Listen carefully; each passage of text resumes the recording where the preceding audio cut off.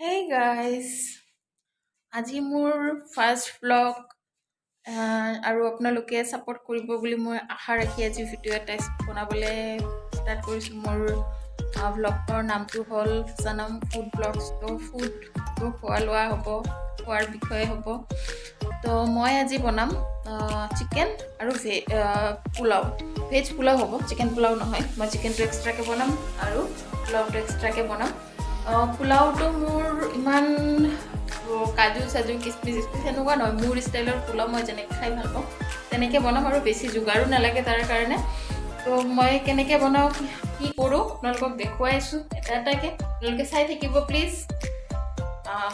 তো মই আপোনালোকক দেখুৱাই আছোঁ কি লাগিব, কেনেকৈ বনাম, ঠিক আছে। মই লৈছোঁ আলু, মাংসত দি দিম। তাৰপিছত আছে নহৰু, পিঁয়াজ, জলকীয়া আৰু আদা। মই এইখিনি বস্তু পিচি পেলাই মাংসত দি দিম। এতিয়া মই মিক্সিত লৈ লওঁ এইখিনি বস্তু।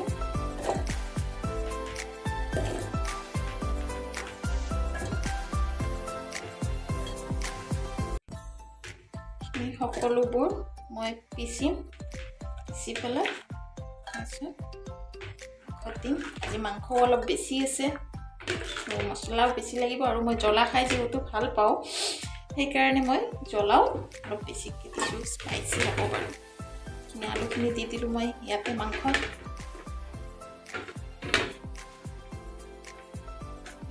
মই দিলোঁ, মই পিচিলোঁ, তাৰপিছত আহি আছোঁ আপোনালোকক দেখুৱাবলৈ। এতিয়া মই মিক্সিৰ পৰা হেৰিখিনি মছলাখিনি দি লওঁ। কেৰাহী বহাই দিলোঁ। এতিয়া মই মছলাখিনি ইয়াতে দি লওঁ।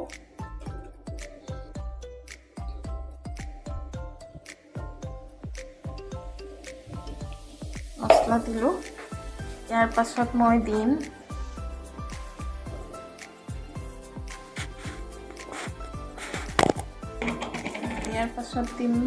অলপ জিৰা গুড়ি,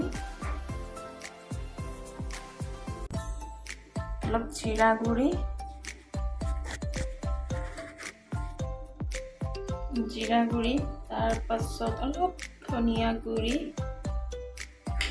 তাৰপিছত দিম অলপ কালাৰৰ কাৰণে ৰেড চিলি পাউডাৰ, জাষ্ট অলপ দিলে হ'ব। এইটো আপোনালোকে বিচাৰিলে বেছিকৈও দিব পাৰে।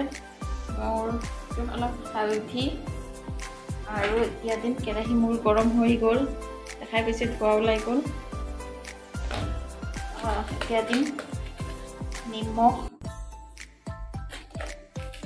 মানে মই আধাখিনি ইয়াতে বনাই ল'ম আৰু, বুজিছে নহয়? হৈ গ'ল। এতিয়া মই ইয়াতে মিঠাতেল দি পেলাই মিক্স কৰি ল'ম এইখিনি বস্তু, মেৰিনেট কৰিম।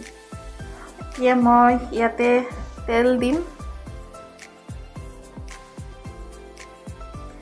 দিলোঁ, এতিয়া কেৰাহীত তেল দিম। তেলটো গৰম হৈ থাকক, মই এইটো মিক্স কৰি লওঁ।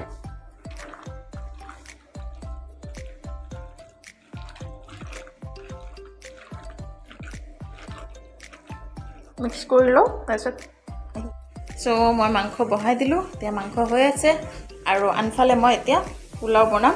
পোলাওৰ কাৰণে ৰেডি কৰা নাই, ৰেডি কৰি লওঁ, তাৰপিছত আহি আছোঁ।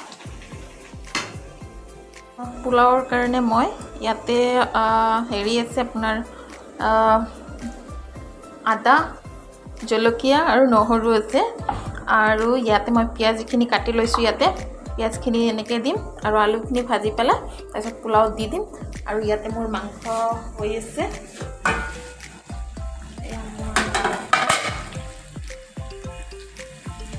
মই ৰেডি হোৱাৰ পাছত একদম দি আছোঁ, খাই আছোঁ কেনেকুৱা হৈছে।